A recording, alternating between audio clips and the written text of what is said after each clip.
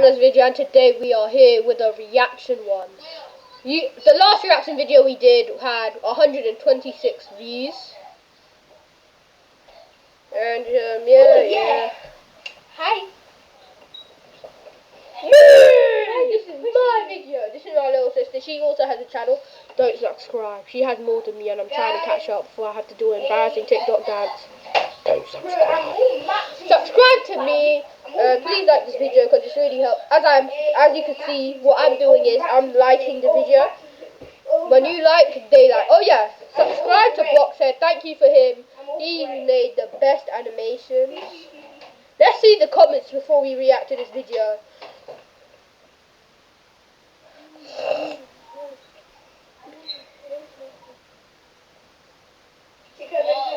Wait, they killed an 8-year-old? Oh, hell no. Brutally killed their own families and to be for goddamn clear that she had quite an 8-year-old little brother Tyler. Those who knew the Richardsons described them as an average, peaceful family, including Jasmine, who, well, we'll get into why we already know that's not true. Like I said earlier, Jasmine was spending a little bit too much time on the internet, especially for a 12-year-old girl. She signed up for profiles on typical websites of the time like MySpace, but also on more unknown sites like VampireFreaks.com. There's a lot to talk about, huh? I can see why they call you freaky, because what is this? What is that? What is that? I don't know how to do the exact meme sound. I broke my phone. What is it?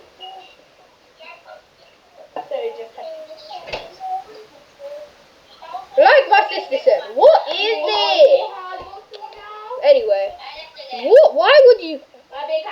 Imagine her parents seeing this. If that was her parents. Crossover, shoot straight to the basket because you're getting sent on a trade. Adoption.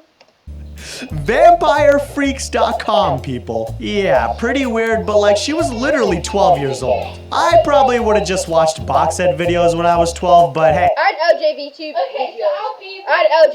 videos. To each their own, I guess. Subscribe. On these sites, Jasmine was posting images of herself wearing goth clothing, heavy eye makeup, and she would even pose with fake guns. It was clear that she had quite an interest in the punk lifestyle, which unfortunately leads us to the first steps of the brutal murders of her parents and her little brother. But why? How does being goth lead to her entire family being goddamn murdered?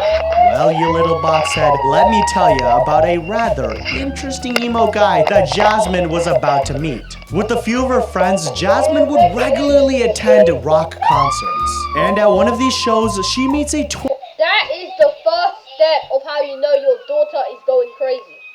Rock concert. Who would listen to rock in their free time? If you listen to rock, you have to be emo, stupid, or deaf. Because all I can hear is na na na na na na na na na. I understand listening to Kendrick, Nems, Jay. Shut up, Karen. Hold on, I accidentally said one of my friend's names. But why? Why would they be doing that? Okay, like it's stupid. It's stupid. 23-year-old man. His name was Jeremy Steinke. Jeremy was a high school dropout who lived in a trailer park with his mother, was a very, very avid weed smoker, and was also abused as a child. Yeah, all of this. This is what. Guys, I can't do it right now. His life said a picture of a bee. Okay, so let's add some weed smoking. Let's see what else. I got an idea. What else did they say? Hold on. Weed. They said he smoked weed. Let's make him a high school dropout. Bam. A bigger bowl of abuse and a little pinch of living in a trailer park. and you get a murderer. That is the key step. That's step 2. If your daughter's talking to a man with all those, send her to adoption if she doesn't quit. Sounds like a recipe for goddamn disaster, people. It is. But hold on, get this. He genuinely described himself as a 300-year-old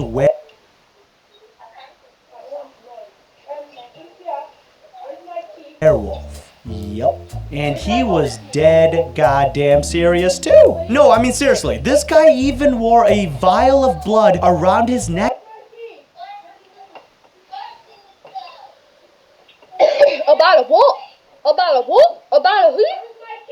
About a who?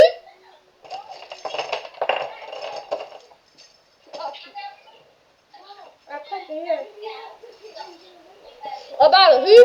About a what? About a blood. What is this? The 1930s? At all times, telling people that he enjoyed the taste of it. Damn, and I thought I was freaky. Anyways, Jasmine introduces herself to Jeremy as a 15-year-old, rather than her true age, 12 years old. Not like that's any better. Hold on, wait. Isn't he 20? Yeah, he's 23. Hold on, if we add the math, 13, 14, 15, 16, 17, 18, 19, 20, 21, 22, 23. That's an 11-year difference. 11 years divided by 12 is jail time. It's jail time. 23 divided by 11 is jail time. Because there's no reason for you to be dating a 12-year-old at the age of 23. What, you pick her up in your trailer at primary? Hold on. Yeah, she's in America, so she's just came into middle school. Dating a middle schooler. Yeah, you sound like a super senior. And you live in your mom's trailer. That's even worse. Especially to a 23-year-old goddamn man. But as we know, the werewolf dude over here didn't really care and seemed to like the fact that Jasmine was kind of young. Bro, this guy would have been a great goddamn Minecraft YouTuber. Nope. Hey, don't attack me. You know that Minecraft YouTuber is insane. He ain't lying though. You've seen those Minecraft YouTubers. You know what? I might make Minecraft videos and I'm playing. I am not EDP. I am not Dr. Disrespect. Let's get into this video. I am not Jack Dalton. Minecraft YouTubers be getting. They be crossing some lines. After the two meet in person, they begin chatting online nearly every day. They grew super close and even became involved romantically. As an older guy, Jeremy found it easy to pursue someone of Jasmine's young age. You goddamn creep. On the other hand, Jasmine just wanted to feel a connection and was desperate to have her first love. I mean, come on, all of us were like that when we were young. I'm still waiting. Jeremy, being the old and wise goth that he was, heavily influenced and even pressured Jasmine into keeping up with her dark. I've never. Is it just me, or I don't think most British kids, they don't have an emo phase. Maybe some girls, maybe some British girls, they maybe.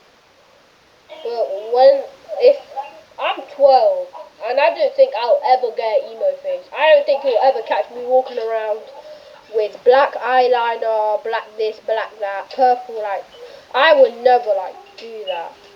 I don't think. Comment down below. Do you know anyone who's, like, had that phase? I don't think most British people get this phase.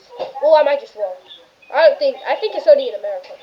Gothy punk aesthetic. And of course, Jasmine complies. She begins to double down on her emo-ness, becoming even more involved in creepy sites online. And she even started wearing more revealing punk clothing in her real life. As a result, her family and the people around her start to notice this sudden shift in Jasmine's personality. Mark and Deborah Richardson, Jasmine's parents, became suspicious with their daughter's behavior and decided to do some snooping, as any parent would. And in the weeks leading up to their murder in April 2006, they discovered that a 23-year-old man had been in contact with their young little daughter. Obviously, they would freak the hell out. I mean, who the hell wouldn't? They just found out that a weird, creepy-looking older werewolf guy was not just talking. He's 300 years old, by the way. with, but very inappropriately involved with their little girl. So Jasmine's parents immediately banned her from contacting Jeremy ever again. No calling, no texting, no rock shows, absolutely goddamn nothing.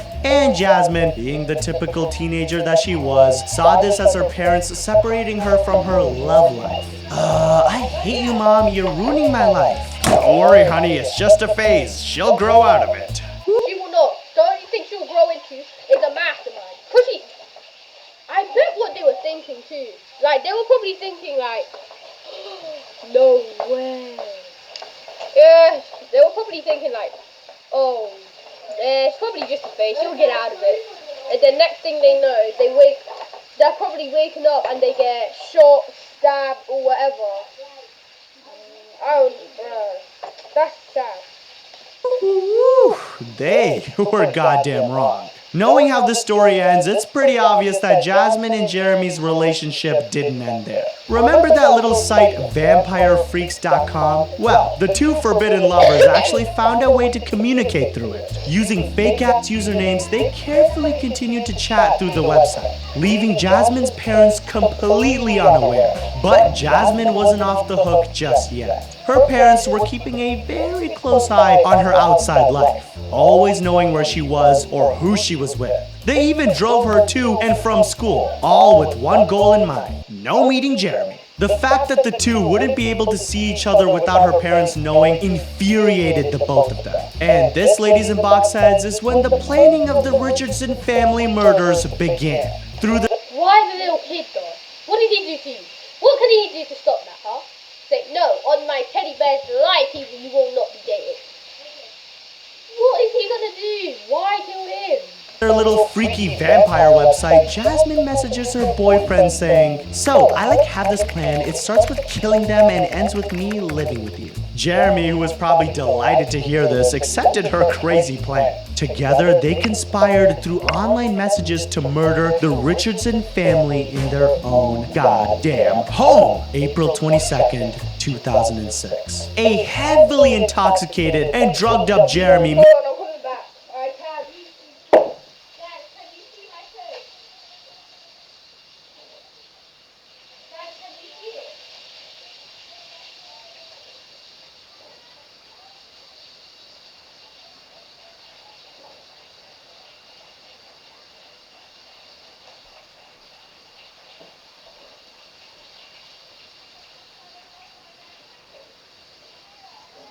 Yeah?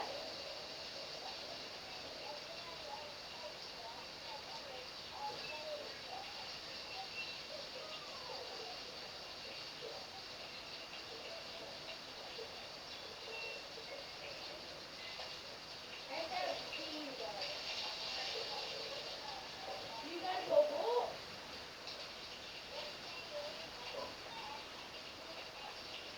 Okay, let me see. So guys, I just had to go toilet. Let's get back in the video. makes his way to the Richardson family home in Medicine Hat, Alberta, Canada. He's dressed in all black and a ski mask so no one sees him. I wonder what TV show he got that from. Our original buddy. Jasmine secretly lets Jeremy inside the house and then retreats back upstairs to her bedroom. I guess she didn't want to see the murder of her family that she literally planned out. All alone now, Jeremy makes his way into the basement of the house. Not very quietly though, because he is super drunk. Alright, fine, box heads, I'll give it to him here. This guy was definitely more of a werewolf than a goddamn ninja. Anyways, Jasmine's mother, 48-year-old Deborah Richardson, was in this basement, doing a load of laundry like it was any, typical kind of day. Jeremy sees her and remembers the plan that he and his girlfriend constructed.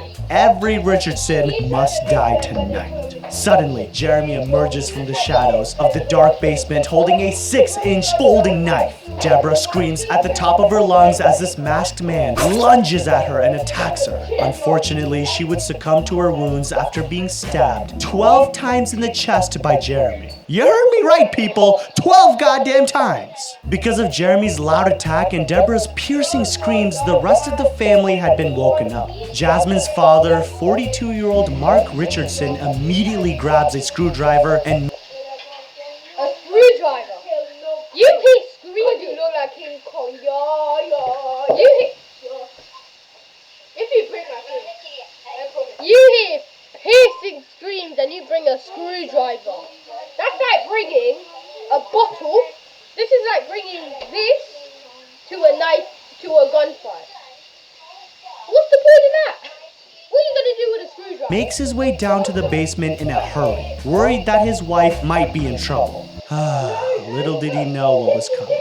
Mark rushes down to the basement and finds blood everywhere. On the walls, on the floor, and as soon as he looked over, there, he saw a random man in a ski mask, standing over his dead wife with a bloody knife in his hands. Scared, Mark turns around and starts sprinting up the stairs. But he wasn't fast enough. He feels the hands of Jeremy grabbing him back down, followed by the pain of a knife plunging into his back. Jeremy stabs Mark 9 times in the back. But Mark doesn't let up easily. He fights to save not only his life, but the lives of his children as well. With all of the remaining strength that he had, an adrenaline-fueled, terrified Mark tries his hardest to injure his attacker in any way possible. He desperately hits Jeremy and even tries to gouge his eyes out. But none of it works. This intoxicated, drugged-up werewolf man doesn't seem to feel any pain. Eventually, Jeremy grabs his knife and stabs Mark again, this time in his chest and abdomen area. Before Mark takes his last breath, he is able to weakly mutter, This is not Run okay Windows, for Linux, and more on Do your not Mac with listen to unmatched them. performance and compatibility. one word to Jeremy. Why? Not even knowing that this masked killer was his daughter's secret boyfriend. Jeremy then replied, because your daughter wanted it this way. Mark's eyes then shut forever, dying in the pool of his own blood. Jasmine's father suffered 13 stab wounds to the front of his body and 9 wounds to his back at the hands of Jeremy. So now we got 2 dead Richardsons in the basement. But as we know, the Richardsons were a family of 4, and if Jasmine planned it, then that leaves 1 Richardson left, 8-year-old Tyler. While Jeremy was in the basement dealing with Jasmine's parents, part of their twisted plan was for Jasmine to distract her little brother. In Tyler's upstairs bedroom, the siblings are waiting for Jeremy to handle his business in the basement.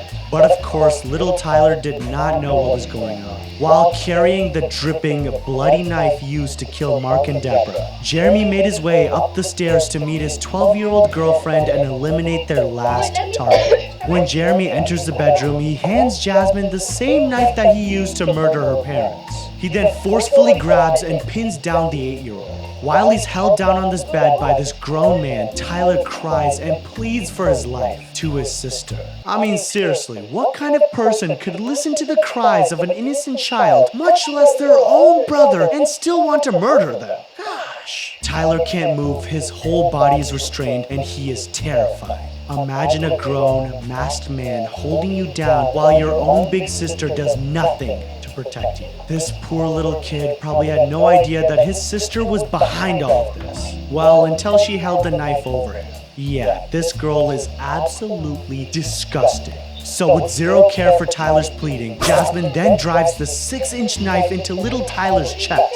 But he actually survives this blow to the chest. The boy was making gargling sounds and was still able to move around. If Jasmine had any remorse in her heart, she could have changed her mind right there and then. She could have called it all off and saved her little brother's life. But no, this evil little girl had her mind made up. Her whole family had to die that night. Jasmine then hands the knife back to her boyfriend. Jeremy takes the blade and slashes the little boy's throat wide open, killing him instantly. The blood from the slash sprayed all over the kid's toys in his room. Talk about goddamn disgusting. Some reports even say that in an attempt to defend himself from his sister and her boyfriend, the 8-year-old actually grabbed a toy lightsaber. How could someone even do this? The kid tried to defend himself with a lightsaber. You gave that boy the worst death out of the whole family. But he wasn't even involved. He probably didn't even know what was going on. But you said, nah, let's kill him too. Like, let's give him the worst death. The parents, 13 stabs. Not bad, but not good. I don't know how many, but I think it was just the same amount, like 12. You gave him a slit throat which bleeds out everywhere, which is worse. And then I bet you probably gave.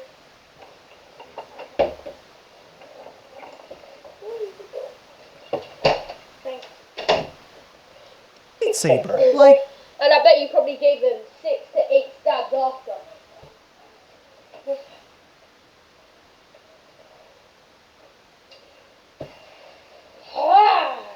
Hold on, guys. this is just a terrible story. In the end, Tyler Jacob Richardson was stabbed 5 times, with a severe laceration to his throat. With his death, that left the entire Richardson family members dead, besides one, of course. I mean, it was exactly what Jeremy and Jasmine wanted. A life free of annoying parents who in reality just wanted to protect their daughter and make sure she was safe. After the murders were finished, the two lovers fled the area without any remorse, leaving a house full of dead bodies behind. They hitched a ride from a friend and just tried to get as far away from the house as possible. It wasn't until the next day when the 8-year-old child of a neighbor saw Deborah's dead body through a window. That's when the police were called. The police initially suspected a home invasion and the entire family had been killed on the night of April 22nd. But as the cops walked around the house, they came across family photos and started noticing a face in the photos who, well, wasn't dead in the house. The police quickly realized that there was a 4th missing member of the Richardson family.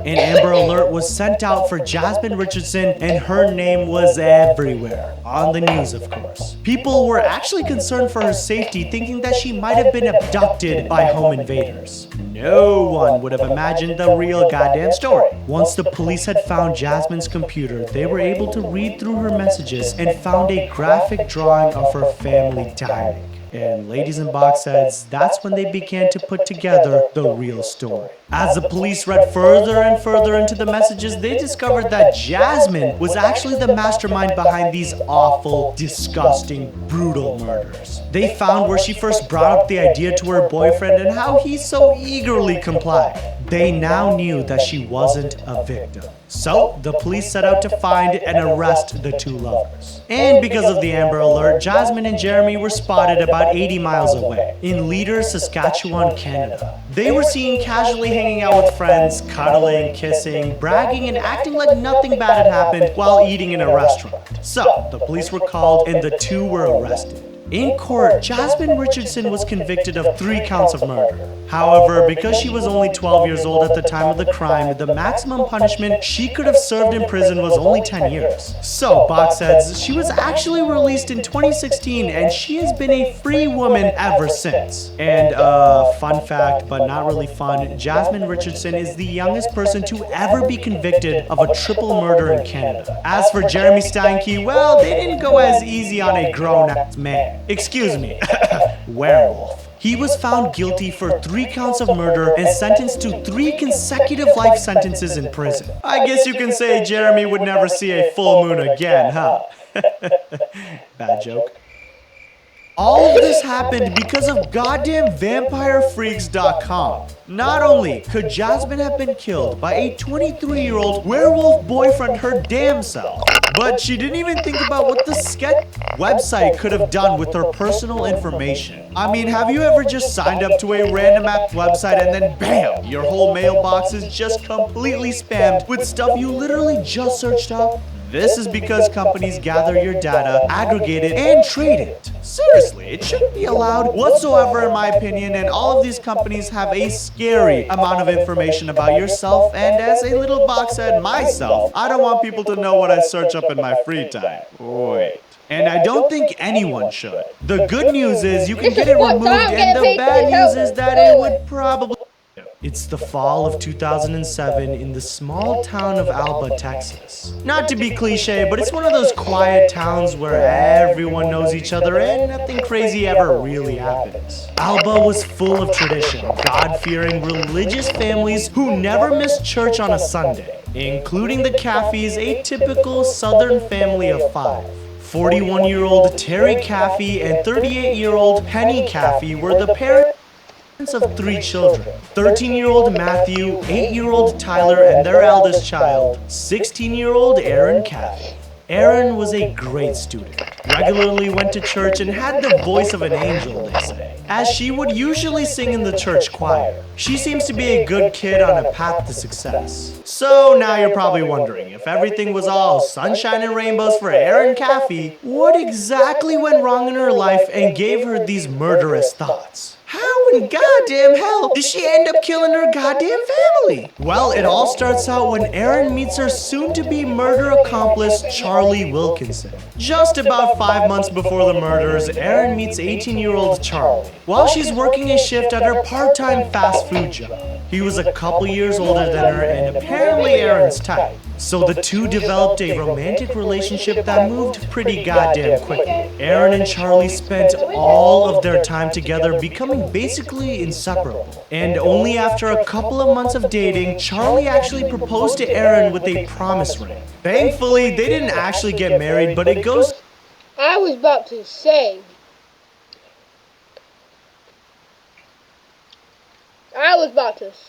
because they're both minors. No way. Hell no.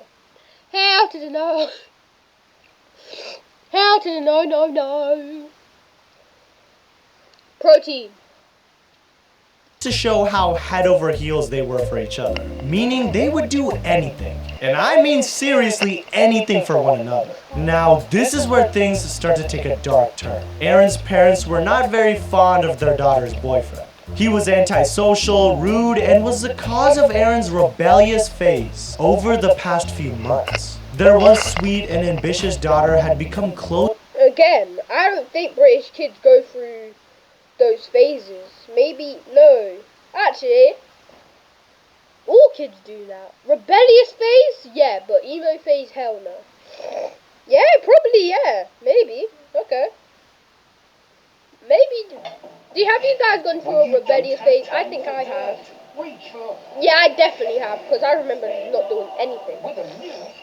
I never wanted to wash the dishes. I do wash the dishes now, but back then I never wanted to. Closed off to them, and he even began slipping up in school. Erin's parents decided that school was far more important to Erin's life than her boyfriend. Reasonably so. So, they demanded that Charlie and Erin break up. But oh boy, they did not realize just how in love this couple really was. Charlie was infuriated with the idea of having to break up with his girlfriend and suggested that Erin actually run away with him. However, Erin had a much more sinister idea in her mind. Erin wholeheartedly believed that the only way for her and Charlie to stay together was if they somehow murdered the entire Caffey family. That's right, the entire family, including her innocent younger brothers. So, Erin tries convincing Charlie of what they have to do in order to be together, and well, it actually works because Charlie agrees to help kill the whole family.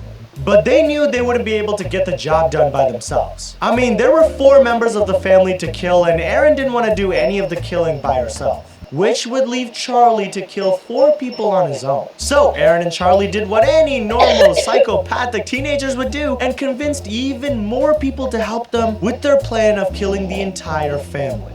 They recruited one of Charlie's friends, 20-year-old Charles Wade, to help them with the actual killing part of the plan. Then they had Charles's girlfriend, 18-year-old Bobby Johnson, act as the getaway driver. Yeah, let's just fast forward to March 1st, 2008, at around 3 a.m. Erin's parents, Terry and Penny, were sound asleep in their bed. That is until their bedroom door slams open, disrupting them from their sleep. Before Erin's parents even knew what was going on or who'd even opened the door, 2 men forcefully rushed into the room. Confused and terrified, Convict the person who also sold them these big guns, bro. They do not need guns this big. the Caffey parents screamed in fear for their lives, unaware of the horrors that were about to unfold. Without any hesitations, the intruders started firing .22 caliber rifle bullets at the defenseless Caffey parents. 1 second, the parents were peacefully sleeping, and the next, they were in a pool of their own blood, fighting for their lives. Terry, Erin's father, is shot multiple times in the chest as he throws his body over his wife to try and protect her. The attackers then shoot Terry in the face. causing him to fall off the bed and onto the floor. Unfortunately, Terry wouldn't be able to protect his wife as he lays in the pool of his own blood on the floor. He tries mustering all the strength in his body to get up, to speak, to do anything, but he can't. Terry had been shot a total of 11 times and was severely injured. Meanwhile, his wife Penny just laid on the blood-soaked bed as the killers continued to load her body up with bullets. But as scared as she was, she didn't give up easily either. In fact, the attackers got super frustrated when Penny just wouldn't die from the bullets. And remember when I mentioned a goddamn samurai sword at the beginning of this section? Well, this is when that sword is used. One of the attackers takes the sword and aligns it with the middle of poor Penny's throat. Already covered in gunshot wounds, Penny has no strength left to defend herself. Knowing what he... Is this 1600s Japan? What is that? A samurai sword? What are you, a Power Ranger? Why do you need that big? Bro, you already have the two AK-47s in your hands. And you decided to add a samurai sword. Yo, it's rather like that woman was Captain America. must do next, the man Or you were just doing overkill. slowly lowers the sharp blade closer and closer to his victim. He then plunges the blade right into her neck and slashes it out of the side. Blood sprays everywhere. This brutal action nearly decapitates the poor woman. Unfortunately, Penny Caffey had no chance of survival from this brutal attack. She died right there in that bloody bed at the hands of Charlie and Charles. But Erin Caffey, her own daughter, was really the one with blood on her hands. Despite being shot 11 times, the father, Terry Caffey, was actually still alive on the floor and heard the whole thing. I mean, can you even imagine having to witness the truly evil murder of your wife and hardly clinging on to the life of yourself? And to make things worse, the attackers were now headed upstairs toward the Caffey children's bedrooms, ready to do the same thing to Terry's children. While falling in and out of consciousness, Terry could hear the loud footsteps of the two men going up the stairs. He desperately wanted to save his kids' lives, but he was way too injured to move fast enough and was slipping in his own blood. Upstairs, the men quickly burst into 13-year-old Matthew Caffey's bedroom. Immediately, Matthew recognizes one of the assailants as Charlie, his older sister's boyfriend. And after hearing the traumatic screams of his mother and father just a few moments before, Matthew knew exactly what was coming. Completely terrified, Matthew begged and pleaded with Charlie to spare his life. He cried as he begged him, "No, Charlie, please don't do this," and asked him, "Why are you doing this?" The men, unfazed by the child's begging, shot him right in the face and his neck. Silence. After killing Matthew, they rushed over to the next room to kill the youngest kid in the family. Why? He's 8, I think. I think that's what they say. 8-year-old Tyler 8. Caffey. God, these people are just disgusting. Tyler had been hiding in the closet of his older sister's room. This poor innocent kid had heard all of the attacks that came before him, so he hid, praying that he wouldn't be found. Tyler sat in that dark closet alone, terrified, knowing that no one in his family would be there to protect him. Could you just imagine the fear that this kid probably felt? Sadly, Charlie and Charles eventually found Tyler in that closet. They grabbed the boy out of the closet, pushed him onto the ground, and oh god, this is hard to say. They took turns stabbing their samurai swords into the 8-year-old's body. Satisfied with their sick killings, Charlie and Charles then went around the house collecting any valuables or cash they could find. Erin and Charlie actually planned to pay their accomplice Charles with the $2,000 that was stashed somewhere in the Caffey home. Once the job was done, of course. Then the killers doused the home with lighter fluid and set the whole damn place on fire. Yeah, surely that wouldn't draw any attention to the horrific crimes that they just committed there. Anyways, remember how I told you that Terry Caffey, Erin's father, had actually survived? Yeah, well, he wasn't free to go just yet. This poor guy had to fight his way out of a burning building after being shot 11 times, right after his youngest son Tyler was just killed. Terry realized that his whole family was probably dead. He even assumed that his daughter Erin had been killed too.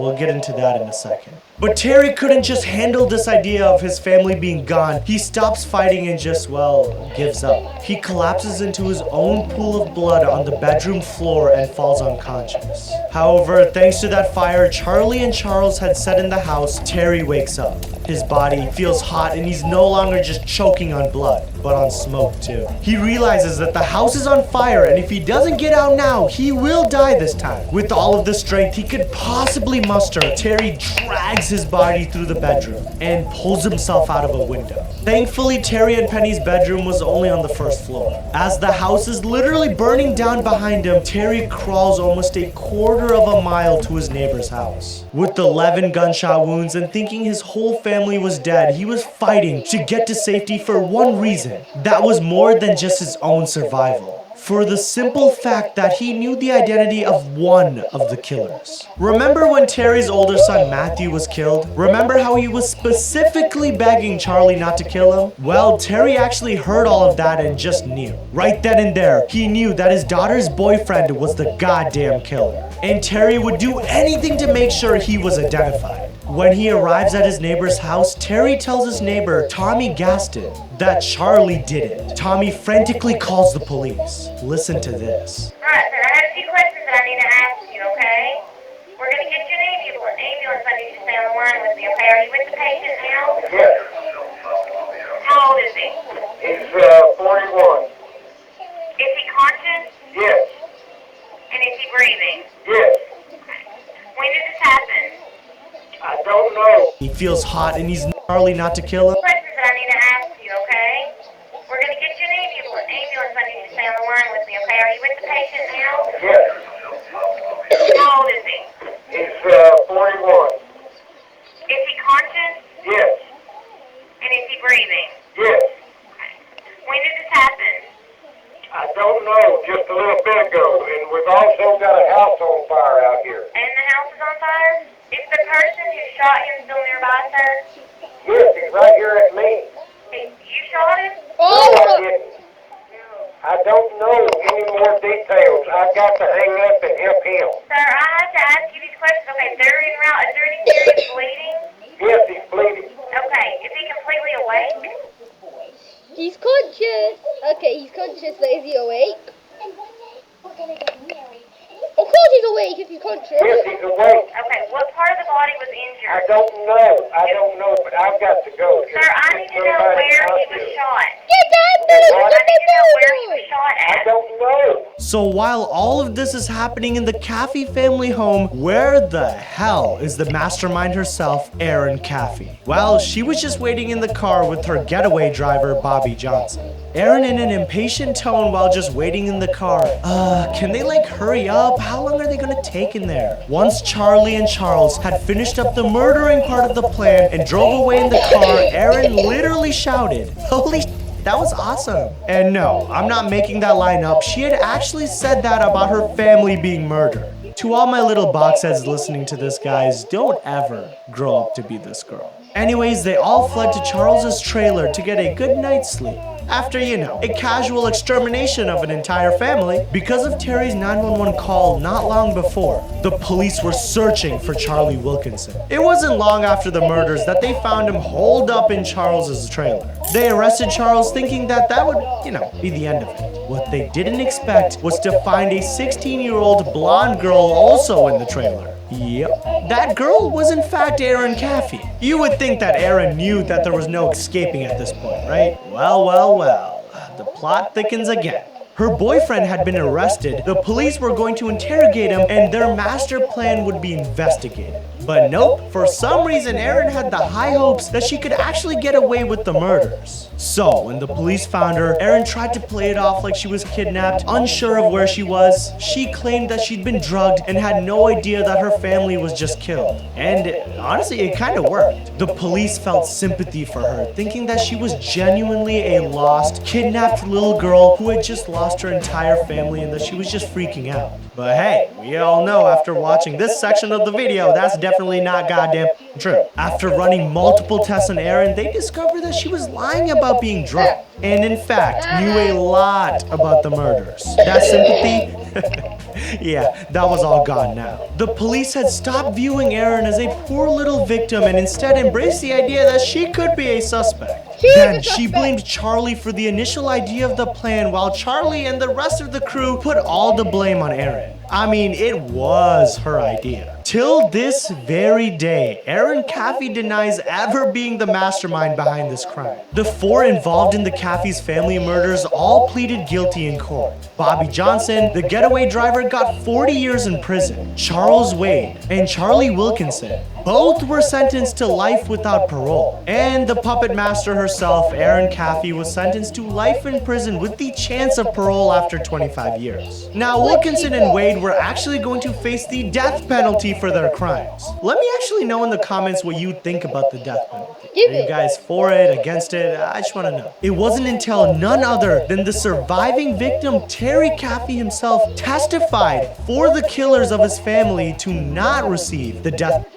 That is the definition of forgiveness. May the Lord Jesus bless that man's soul.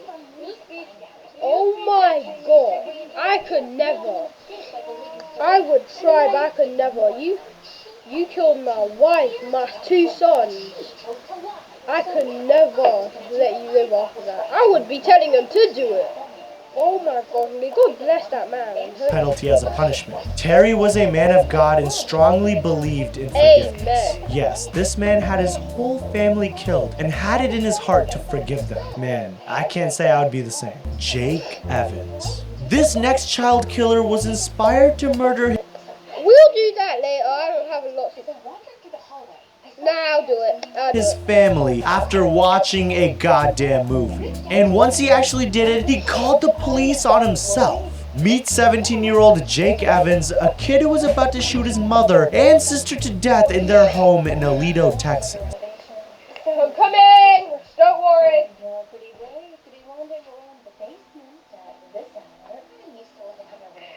Just for you to taste that.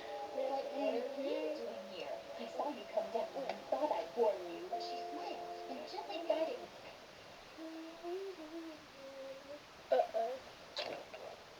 How dare you get in my YouTube video, you dirty dog.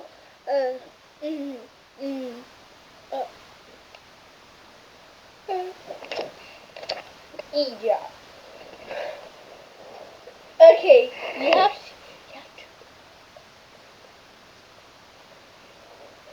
I'm so happy right now. Jake was born on May 22nd, 1995 to Daryl and Jamie Evans. He was a middle child and their only son. He had 3 sisters, 15-year-old Mallory, his older sister Audrey, and the... They was baddies? And you killed... Oh! You killed 3 baddies! Oh, what cool! eldest, Emily. Growing up, Jake was never described as a kid with violent tendencies. He was quiet, respectful, and never gave anyone the impression that he would ever do something so evil. So why the hell did he kill his mom and younger sister? Well, it all started just a few hours before the murders took place. It's October 2nd, 2012, and Jake is relaxing and eating some lunch in front of the television in his Texas home. He was watching the slasher horror movie Halloween. You know, the one with Michael Myers. Specifically the 2007 Halloween film directed by Rob Zombie. Nothing out of the ordinary, right? Why is this even important? Well, this movie actually features a 10-year-old version of the infamous fictional killer Michael Myers. Young Michael goes around killing multiple members of his family with zero remorse. This absolutely fascinated Jake. He was so intrigued with the fact that a young kid could kill people without any emotion. Hey, Jake buddy, you know Michael Myers wasn't a real person, right? As he watched the film for the 3rd time just that week, he couldn't help but imagine what it would be like to kill someone. or someone even in his family. Jake believed that he'd be just like Michael Myers after murdering someone. No remorse, no emotion, so he decided to test that theory out. That night, as Jake sat in his living room, he constructed a plan. His initial idea was to murder his whole family the next morning, like the entire family. He wanted to kill his younger sister, then his mother, then his oldest sister, then his grandparents, and then his other older sister. Man, I almost ran out of breath there. But yeah, this kid had quite the plan. Anyways, after coming to terms with the fact that he would kill his entire family within the next 24 hours, Jake then goes upstairs to his bedroom to watch some good old Family Guy. Then, at around 4:15 a.m., Jake's 15-year-old sister Mallory knocks on his bedroom door. She asks him if he wants to watch a movie with her. Jake declines. He was upset with his younger sister because she had made some racist remarks earlier that day. He even called her a, hold on, let me get the exact words here, racist for the things that she said, which I will definitely not be repeating because I agree with her. Jake declines. He was upset with his younger sister because she had made some racist remarks earlier that day. He even called her a, hold on, let me get the exact words here, racist for the things that she said, which I will definitely not be repeating because I kind of like my job on YouTube. Yeah, it's kind of confusing. Jake may have liked murderers, but he did not like racists. This conversation seemed to upset Jake quite a bit. Once his sister left, retreating to her bedroom next door, Jake rushed down the stairs. He opened the door to his parents' closet and was looking for something specific. And there it was, his dad's blue foldable knife. And oh, just in case you were wondering, Jake's dad was away on a business trip while all of this was happening. It's why Jake never mentioned him in his murder plan. Anyways, Jake grabs the knife and quickly rushes back up the stairs and to his bedroom. With the knife in his hands, Jake paces around his room, thinking intently about his plan. He contemplates ending his sister's life right then and there. He didn't want to wait all the way to the morning like he had planned. The thought of causing his sister pain right now was just too strong. So Jake exits his bedroom and walks over to the room next door. At 9:30 p.m., he knocks on the door of his sister's bedroom and now asks if she wants to watch a movie. Jake, fake happy and smiling, "Hey sis, I changed my mind, let's watch a movie." Mallory, confused, okay, what's behind your back then? Oh, nothing. The two head down to the living room and sit on the couch like it was just any other night. They turn on the TV and throw on a movie in the back. Jake continuously runs his fingers over the knife hidden in his pocket while the movie plays in the background. He seriously couldn't bring himself to pay attention to whatever was happening on the TV screen. Over and over, the intrusive thoughts of killing his sister just flooded Jake's mind as he sat right next to her on that couch. And after thinking really hard about it, he decided not to. Well, not yet at least. Jake believed that his sister didn't really deserve to feel any pain when he killed her. So he decided to switch his knife out for a different murder weapon, a gun. And not to mention, at this point, Jake knew that if he impatiently killed his sister, he would have to kill the other victims soon too. This included Jake's mother, who was the only other person in the house with Jake and Mallory at the time. Jake gets up from the couch while the movie continues to play and makes his way downstairs. He heads to his closet and retrieves a revolver. Jake had stolen this gun from his grandfather at an earlier time, then stashed it away in this closet. For a while, Jake paces around the house, trying to come to terms with what he was about to do. He plays with the gun, opening and closing the cylinder of the revolver as he, thinks. And well, Jake accepts the fact that he was gonna do it. He is 100% sure he is going to kill his family tonight. 11:15 p.m. In the upstairs hallway of Jake and Mallory's bedrooms, Jake stands outside of his younger sister's bedroom door with the revolver hidden behind his back. He knocks at Mallory's bedroom door, but this time it wasn't to just ask to watch a movie. When she opens the door, he tells his sister that she needs to go downstairs to help their mother with something. As the 15-year-old girl walks past her brother, she turns her back. So she's 15, and she said something racist. Yeah, she might have deserved it. I'm playing. No matter what they say, do not kill anyone. Do not kill people, kids. It's not good. Back to her. Jake raises his arm and aims the revolver, putting his own sister in between the sights of the gun. Mallory sees her older brother out of the corner of her eye. Terrified, she questions Jake, hoping that he's just playing some kind of sick joke on her. She tells Jake that she was getting kind of freaked out by him and that he should put the gun down. But that didn't stop this psycho from pulling the trigger. Jake shoots his own sister in the back. She falls to the ground, screaming in pain. A pool of Mallory's blood begins to fill the floor of the upstairs hallway. Jake stands over Mallory's injured body and looks down at her, wanting to make sure that she really dies. Jake raises his arm again, aiming the revolver at his sister yet again. He puts another bullet into his sister, this time in her head. But for some sick reason, that wasn't enough for Jake.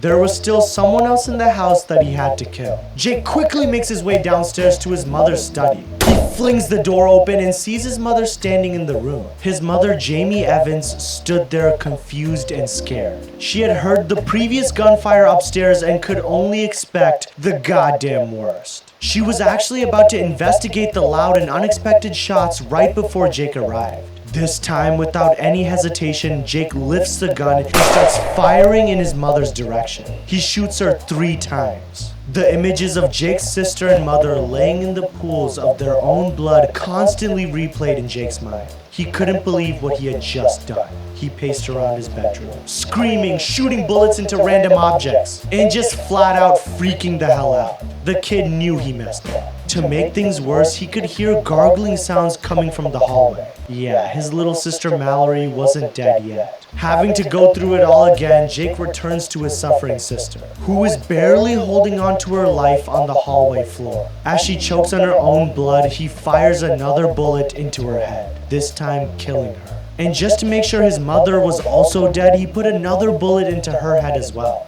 Yeah, Jake couldn't do that again.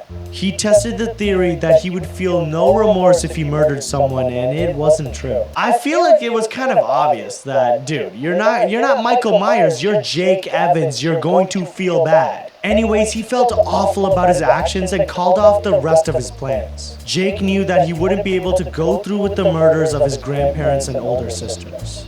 So he picks up the phone and dials 911. As he stands in the Evans family living room, somehow completely calm and emotionless, Jake tells the operator everything. But ladies and box heads, the way this kid confessed was almost as scary as the crimes themselves. I mean, just listen to this 911 call. I just killed my mom and my sister. What? I just killed my mom and my sister. You just killed your mother and your sister? How did you do that? I shot him with a 22 revolver. And what is your name? Jake Evans. Jake Evans was then arrested after fully admitting to the murders that took place in his home. In a plea agreement, Jake was sentenced to 45 years in prison for 2 counts of murder. He would be eligible for parole about halfway through his prison sentence. To make things even crazier, the Evans family forgives Jake for his actions, after claiming that he would never murder again and he understands the consequences of his actions. His family fully believes him and supports him. And Guys, welcome back to another video, and today I just accidentally put the outro. I just put the intro to the app. But guys, thank you for watching this video. Please like and subscribe. Moral of the story is don't have kids. Alright, I'm not having kids after hearing this. Because first of all, a kid wanted to kill her mother just to date a boy. Then one killed it just to date another boy. And then a boy killed his mother and sister just because you watched Michael Myers. Guys, please, kids, use your brain before killing someone. Guys, have a great day. Peace out. Bye, bye, bye, bye, bye.